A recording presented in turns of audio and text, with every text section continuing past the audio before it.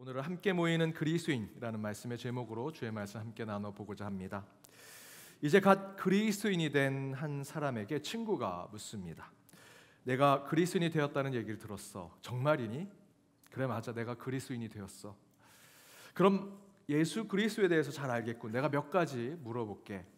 예수가 어디에서 태어났니? 잘 모르겠는데. 그럼 예수가 몇 살에 죽었니?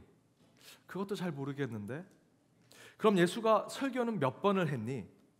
그것도 잘 모르겠어.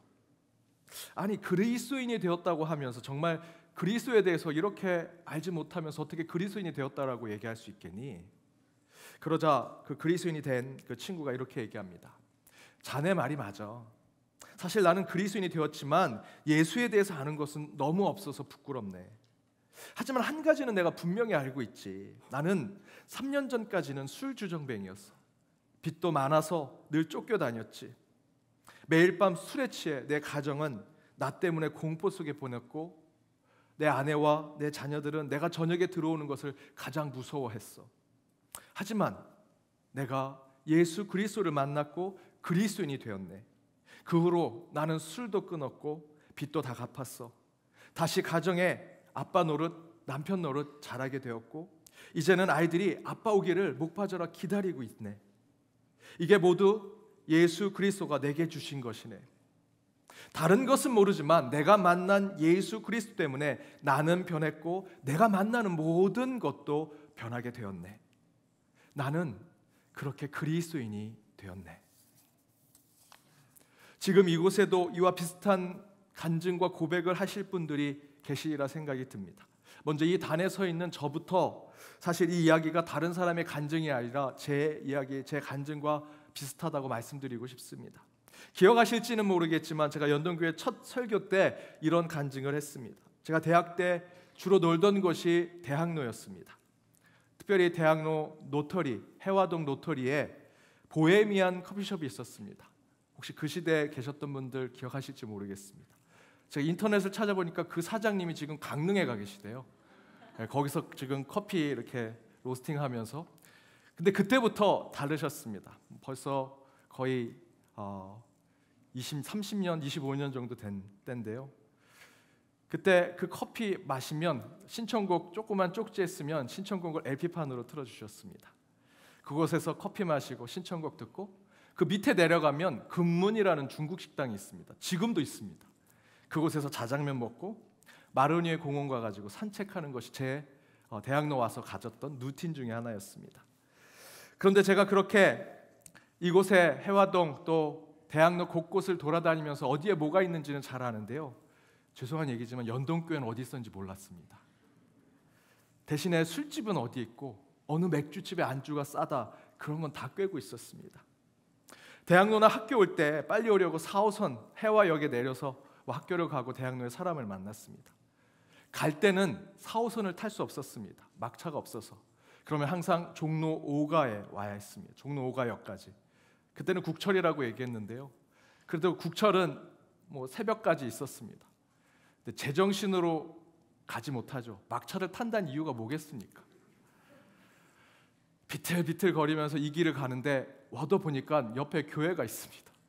연동교회인지 모르고 교회인데 저는 그때 주일학교 교사였습니다. 제가 예수 믿는 사람으로 술에 취해서 교회를 지나가려는 게 너무나 마음에 내키지 않아서 저만 요 교회 건너편 1번지 있는 그 길로 제가 지나가는 그런 사람이었습니다. 그렇게 매번 이 연동교회를 지나갈 때 항상 술에 취해서 지나갔던 사람이 연동교회 위임 목사로 올지 누가 알았겠습니까? 아까 이 얘기를 1부, 2부 때 하는데 다들 너무 경건하셔서 참 힘들었는데 3부 때는 좀 편합니다. 여러분 표정들이 나도 그때 그랬는데 이런 표정이십니다. 하지만 하나님께서 제가 모태신앙인데 전도도 못해, 기도도 못해, 찬양도 못해 라는 것이 모태신앙이지만 그래도 신앙을 갖고 있었던 저를 왜 웃으시죠? 찬양? 모태신앙, 예. 그런 하나님이 저를 다시 불러주셔서 예수 그리스도를 인격적으로 만나게 하시고 저도 예수에 대해서는 잘은 모르지만 예수님을 만나고 삶이 변하게 되었고 새로운 인생을 살게 되었습니다. 그래서 저도 그렇게 그리스도인이 되었습니다. 학문적으로는 예수가 어떤 분인지 정확히 몰랐습니다. 하지만 제 심령에 찾아오신 예수님을 만나니 제가 그리스도인이 되었다라는 것을 깨닫게 되었습니다. 그런데 하나님께서 저를 그리스도인으로 세우신 이후로 계속해서 이 말씀을 읽게 하셨습니다. 사실은 이것이 제가 신학교에 가게 되었던 아주 중요했던 제 터닝 포인트와 같은 말씀인데요, 갈라디아서 5장 1절과 13절의 말씀입니다. 우리 함께 읽어보겠습니다. 그리스도께서 우리를 자유롭게 하려고 자유를 주셨으니 그러므로 굳건하게 서서 다시는 종의 멍에를 매지 마라. 형제들아, 너희가 자유를 위하여 부르심을 입었으나 그러나 그 자유로 육체의 기회를 삼지 말고 오직 사랑으로 서로 종노릇하라. 1절의 말씀은 너무나 이해가 잘 됩니다. 1절의 말씀은 저뿐만 아니라 여러분에게도 하나님께서 여러분을 부르시는 소명의 말씀과 가까운 말씀이지요. 왜 여러분을 부르셨는가? 왜 김주용을 하나님이 부르셨는가? 예수 그리스도의 십자가와 그 보혈로 우리를 깨끗게 하시고 너로 하여금 그동안 너를 묶고 있는 세상의 모든 족쇄를 풀고 자유와 해방을 얻기 위해서, 너에게 자유를 주기 위해서 너를 그리스도인으로 부르셨다는 말씀이죠. 이 말씀은 저뿐만 아니라 여러분에게도 소명의 말씀이라 생각이 듭니다. 이 못난 저를 거듭나게 하신 이유는요, 예수 믿고 진정한 자유를 주시기 위해서, 그리스도 예수 안에서 생명의 성령의 법이 저를 묶고 있는 세상의 지식과 경험과 세상의 배경과 죽음과 그 고통과 걱정, 모든 사슬을 끊고 그런 죄와 사망의 법에서 저와 여러분을 해방하기 위한 하나님의 부르심이었다라는 것입니다. 그렇게 저와 여러분이 그리스도인이 되었죠. 저는 그렇게 그리스도인이 되었습니다. 거기까지는 충분히 이해가 되는데 하나님은 계속해서 저로 하여금 13절의 말씀을 읽게 하십니다. 하나님께서 그 말씀을 제게 이렇게 들려주십니다. 내가 너를 인격적으로 만나 내게 자유를 주었다. 너를 해방시켜 주었다. 하지만 그것을 육체의 기회, 인간적인 욕심과 인간적인 소원을 이루는 데 쓰지 말고 어떻게?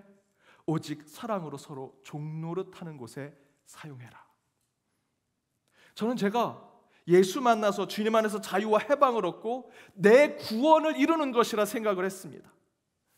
그런데 계속해서 하나님은 13절의 말씀을 읽게 하십니다. 주용아, 내가 너를 만나 예수 믿고 자유 얻는 자로 세우기 위해 너를 지명하여 불렀다. 하지만 너는 그 자유를 육체의 기회, 인간의 소원과 인간의 욕심을 채우는 데 사용하지 말고 대신에 내가 내게 준 그 자유로 사랑의 종노릇하는 자가 되어라. 어떻게 이렇게 모순적인 말씀이 있습니까? 그죠? 우리에게 자유를 준다고 해놓으시곤 자유롭게 하지 못하게 하십니다. 대신에 그 자유를 사랑을 위해 종노릇하는 곳에 사용하라고 말씀하십니다. 그런데 여러분, 저는 이 말씀이 제게 부르심 소명의 말씀으로 받을 때, 그때 그 시점에서는 도저히 이해가 되지 않았습니다. 그냥 1절의 말씀만 주시지 왜 13절의 말씀을 주셨습니까? 자유만 얻으면 됐고 이 세상의 쇠사슬을 끊고 기쁨을 누리며 살면 됐지 왜 사랑의 종노릇하라고 하십니까? 그런데 너무 놀랍게도 신기하게도 그날 이후로 매일 하루하루 한 해 한 해를 살아가면서 신앙과 믿음 가운데 살아가는데 그 13절의 말씀이 깨닫게 됩니다. 아, 이게 신앙이구나. 여러분, 그래서 이곳에 계신 거 아니겠습니까? 저는 처음에 예수님을 인격적으로 만났을 때는 제 안에 계신 충만한 성령님만으로 충분하다고 생각했습니다.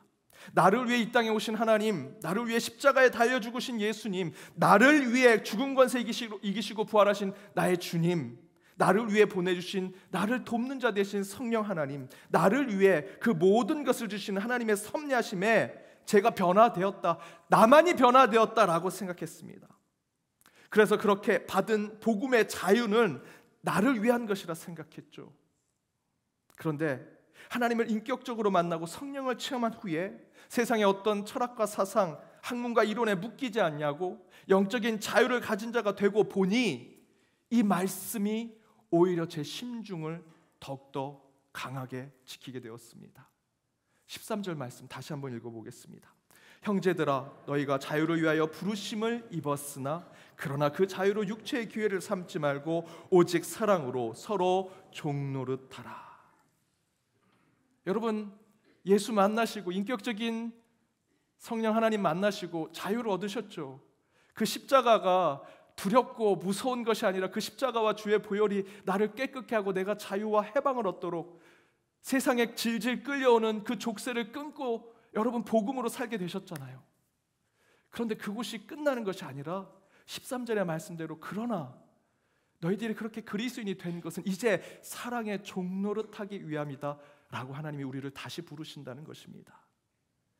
여러분, 이 이야기는요, 바울도 똑같은 얘기를 합니다. 바울이 억울하게 감옥에 갇혀 있는 상황에 빌립보 교회에 편지를 보냅니다. 바울이 감옥에서 편지를 보냈습니다. 그때 이렇게 얘기하죠. 빌립보서 1장 14절 우리 함께 읽어보겠습니다. 형제 중 다수가 나의 매임으로 말미암아 주 예수 안에서 겁없이 하나님의 말씀을 더욱 담대히 전하게 되었느니라. 지금 바울이 갇혀져 있는 상황을 설명하죠. 내가 매여 있다. 그런데 내가 밖에서 로마라고 추정이 되는데요, 그 로마 밖에서 복음을 전하다가 지금 감옥에 갇혔습니다. 근데 그때 복음을 전에 들었던 로마의 사람들이 곳곳에서 하나님의 말씀을 담대히 전하게 되었다라고 표현했죠. 그냥 읽으면 쉬운 얘기인 것 같지만 이 바울의 시대 로마 제국은요, 누군가가 감옥에 갇히거나 죄가 있다고 사람들이 인정하게 되거나 그 사람이 병이 들면 매우 불명예스러운 것입니다. 예수가 왜 십자가에 달려서 그 로마의 처형식을 당했을까? 예수를 사람들이 다 유대인의 왕으로 불렀습니다. 너희들이 그렇게 유대인의 왕으로 불렀지, 하지만 그는 아무것도 입지 않은 채 십자가에 달려서 새들이 와서 그의 눈을 쪼아먹고 목이 말라 컬컬컬 거리면서 죽어가는 그저 한 줌의 먼지밖에 되지 않은 존재야. 그것을 세상 사람들에게 보여주려고 십자가에 처형을 한 것입니다. 왜? 불명예스럽게 만들려고.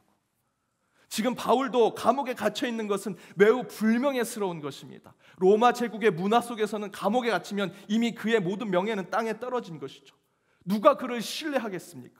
그런데 14절에 보면 나의 매임으로 말미암아 주 안에서 신뢰함으로 오히려 바울을 더 믿게 되었다는 겁니다. 그 믿음을 가진 사람들이 겁없이 하나님의 말씀을 더욱 담대히 전하더라. 너무 모순적이죠. 역설적입니다. 거기에 바울은 감옥에 갇히고 감옥에 있으면서 바울이 이런 생각을 합니다. 이제 내가 죽을 때가 가까이 왔구나. 그래서 바울이 수사적으로 빌립보서 1장 23절 앞부분에 이렇게 표현합니다. 내가 그 둘 사이에 끼어 있다. 뭐 사람에 끼었다, 벽에 끼었다는 게 아니고요, 생과 사, 삶과 죽음 사이에 끼어 있다는 것입니다. 그 얘기는 곧 뭘까요? 이제 내가 곧 죽을 때가 왔구나. 이제 내 마지막 호흡이 끝나면 주님 품으로 갈 때가 되었구나라는 것을 표현합니다. 그러면서 바울은 이렇게 얘기합니다. 빌립보서 1장 23절입니다. 함께 읽겠습니다. 내가 그 둘 사이에 끼었으니 차라리 세상을 떠나서 그리스도와 함께 있는 것이 훨씬 더 좋은 일이라 그렇게 하고 싶으나. 바울이 얘기합니다. 둘 사이에 생과 사, 삶과 죽음 사이에 내가 끼었는데 나는 이제 내가 다메섹 도상에서 예수 그리스도가 살아계신, 하나님이 살아계신 것을 경험했고 곳곳에 복음을 다니면서 살아계신 성령 하나님의 역사를 체험했는데 내가 이제 이 땅에서 뭐가 더 아쉽다고, 내가 둘 사이에 껴있다면 주님이 준비하신 하늘 처소, 나는 이미 하늘 시민권을 가진 자니 하늘로 가는 것이 좋지, 죽는 것이 낫다라고 얘기하죠. 차라리 세상을 떠나서 그리스도와 함께 있는 것이 훨씬 좋은 일이다. 그런데 바울은 거기서 끝내지 않습니다. 훨씬 좋은 일이라 그렇게 하고 싶으나 24절에 바울은 이런 결정을 하죠. 내가 육신으로 있는 것이 죽지 않고 너희들과 함께 있는 것이 너희를 위하여 더 유익하니라. 바울은 지금 죽어도 천국에 갈 것이라는 확신을 갖고 살았습니다. 그럼에도 불구하고 바울은 이 땅에 남아있는 이들, 여전히 복음이 필요한 이들을 위해서, 너희를 위해서 나는 이 땅에 여전히 고난과 아픔을 당하면서도 이곳에 살겠다라고 결정하죠. 예수님이 나를 위해 죽고 부활하심으로 저와 여러분을 세상의 그 어떤 것도, 세상의 권세자, 돈과 소유, 죽음과 사망의 권세에 묶이거나 그것에 얽매이는 삶을 살지 않도록 자유와 해방을 주셨습니다. 그런데 하나님은요, 그 복음으로 자유를 얻는 제자들에게 끊임없이 요구하십니다. 내가 너희를 위해 보혈을 흘렸다. 그 자유로, 그 보혈로 얻게 된 그 자유로 사랑의 종노릇하라. 내 십자가로 내가 내게 복음의 해방을 주었다. 그 복음의 해방으로 너의 이웃을 섬기고 그들을 더 떠받쳐라. 내 생명으로, 내 목숨으로, 십자가에서 내 죽음으로, 그리고 부활함으로 생명의 성령의 법을 너희에게 허락했다. 그 법으로 세상에 헌신하고 세상을 이롭게 만들어라. 바울은 그 진리를 깨달았습니다. 그래서 그는 내가 세상을 떠나 하늘 처소로 가는 것이 더 좋음에도 불구하고 이 땅의 고난과 아픔을 다 겪으면서 너희와 함께 끝까지 복음을 전하겠다 결심하죠. 그러면서 예수님도 이렇게 말씀하십니다. 요한복음 13장 34절에서 35절 우리 함께 읽어보겠습니다. 새 계명을 너희에게 주노니 서로 사랑하라. 내가 너희에게 사랑한 것 같이 너희도 서로 사랑하라. 너희가 서로 사랑하면 이로써 모든 사람이 너희가 내 제자인 줄 알리라. 예수의 십자가, 예수의 보혈로 자유와 해방을 얻은 우리는 새 계명 위에 서 있는 자들입니다. 저와 여러분은 유대인들과 다르게 저와 여러분은 예수님께서 주신 새 계명 위에 서 있는 자들이죠. 그런데 바로 그 새로운 계명은 우리가 서로 사랑하는 자들이 되어야 한다라고 얘기합니다. 그러면서 예수님께서 이렇게 말씀하시죠. 그렇게 서로 사랑하라. 너희가 서로 사랑하면 이로써 모든 사람이 너희가 내 제자인 줄 알게 될 것이다. 그 복음을 깨닫고 참된 자유와 해방을 얻어 그 자유와 해방의 삶을 나를 위해서가 아니라 이웃과 세상의 사람들을 위해 살겠다 다짐하는 하나님의 자녀들에게 세상 사람들이 그들을 보고 뭐라고 얘기하느냐? 너희들이 예수를 닮아가려고 하는 제자구나 라고 얘기하도록 만들어 주시겠다는 겁니다. 바로 이와 똑같은 말씀이 오늘 본문의 말씀입니다. 지난 주일 말씀대로 성령의 역사를 체험한 성도들이 함께 모여서 초대교회 공동체를 만들죠. 그저 나가서 예수가 그 십자가에서 죽으시고 제자들이 그 예수가 3일 만에 부활했다고 하는 그 소문, 그것을 확신하고 진리로 믿고 선포하니 사람들이 날로 모입니다. 같이 예배드리고 같이 떡을 나누고 같이의 소유를 함께 공동으로 사용하고 3,000명, 5,000명, 7,000명이 모입니다. 그런데 그러던 중에 스데반 집사가 돌에 맞아 죽죠. 순교를 당하자 교회가 뿔뿔이 흩어졌다 성경은 증거합니다. 여러분 생각해 보십시오. 지금 이 사회에서도 어떤 단체가 불온하다 그곳을 때리고 공격해서 그것을 해체시켜서 뿔뿔이 흩어지면 곳곳에 흩어져서 숨어 있겠죠. 잡히지 않으려고.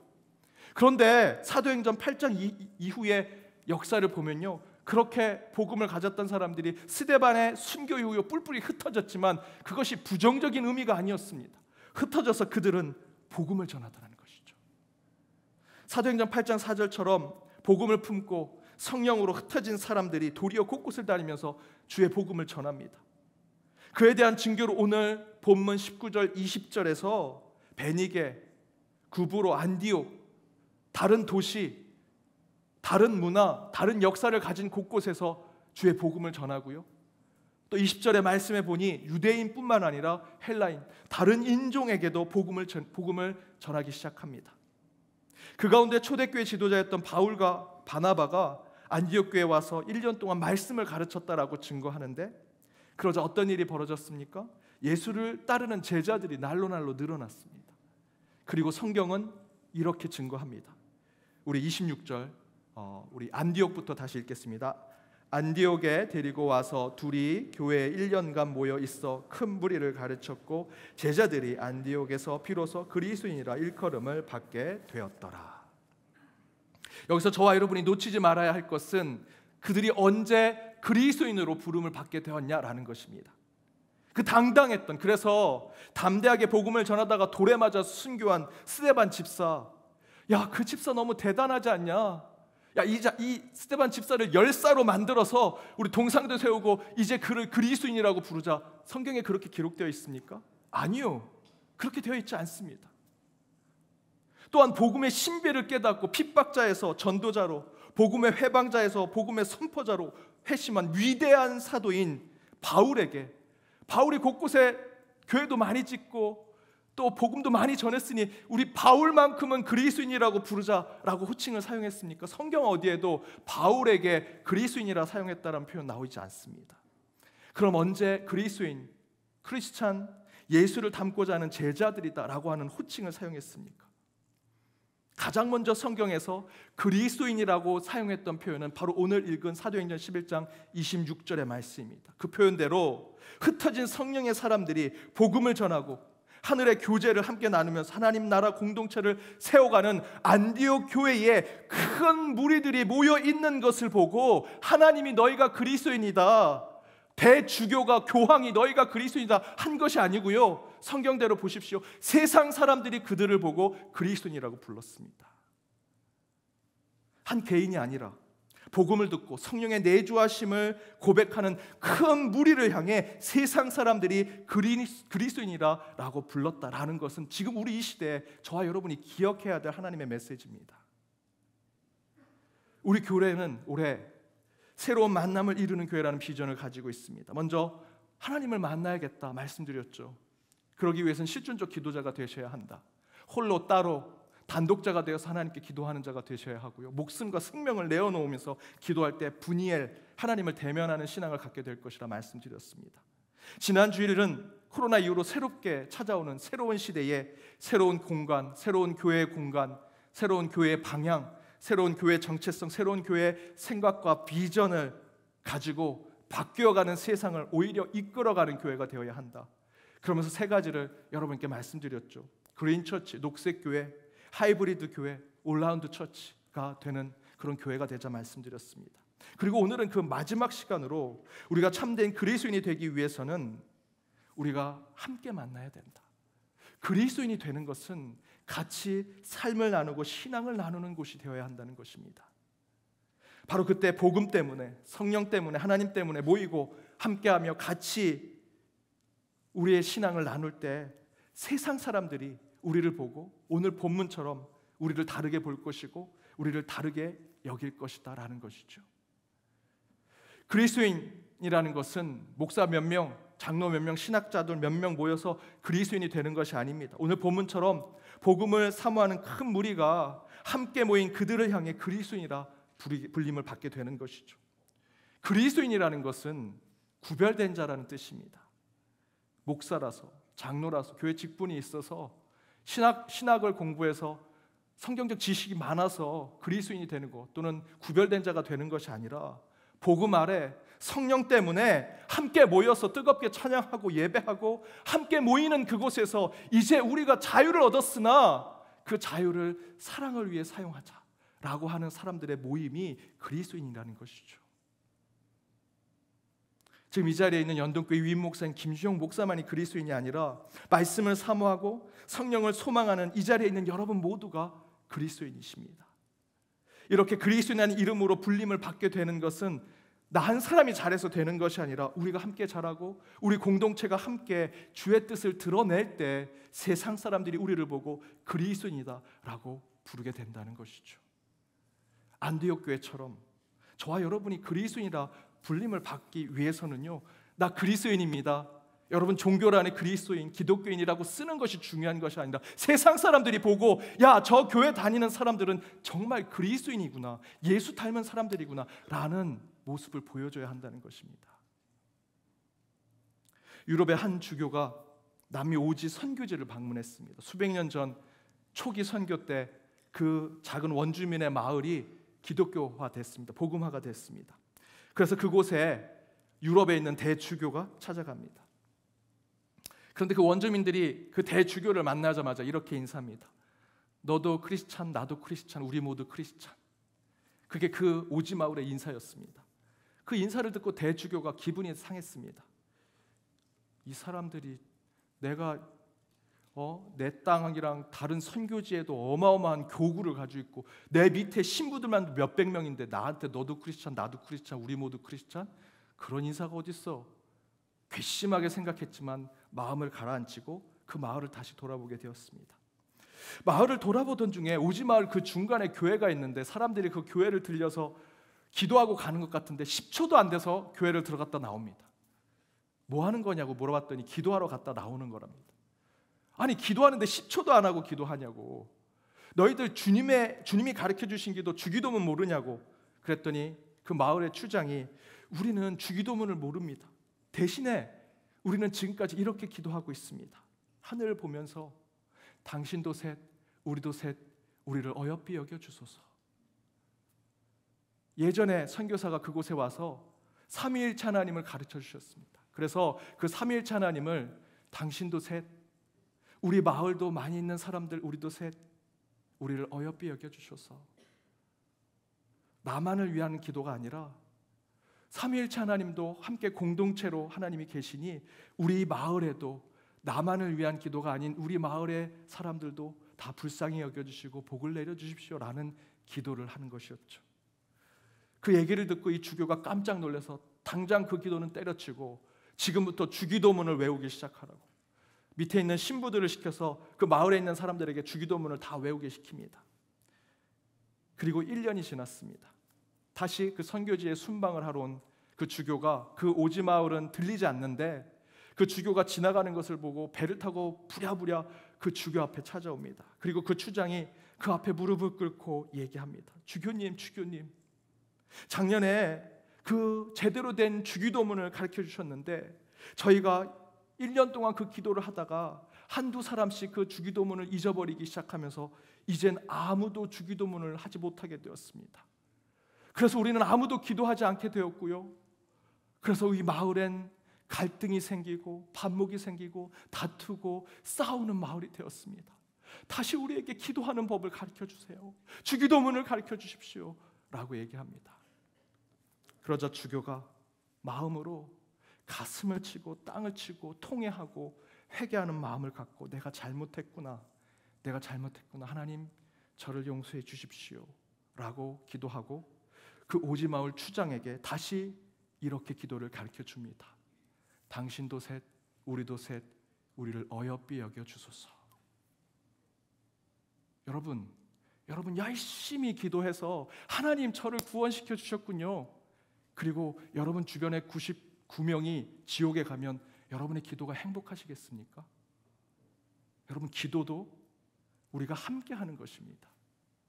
여러분의 영성도 여러분의 믿음도 함께 구원을 이루고자 하는 것이죠. 예수님의 십자가가 물론 여러분 한 사람 한 사람의 인격적으로 찾아가지만 그 인격적으로 찾아오신 주님을 깨닫게 난 후에 우리가 다시 받아들이게 되는 것은 갈라디아서 5장 13절 말씀대로 그 자유를 십자가와 보혈로 여러분이 얻게 된 그 자유와 해방을 너의 육체의 소욕으로 사용하지 말고 오직 사랑에 그 모든 것을 사용해라. 사랑하는 여러분, 저와 여러분은 그리스도인입니다.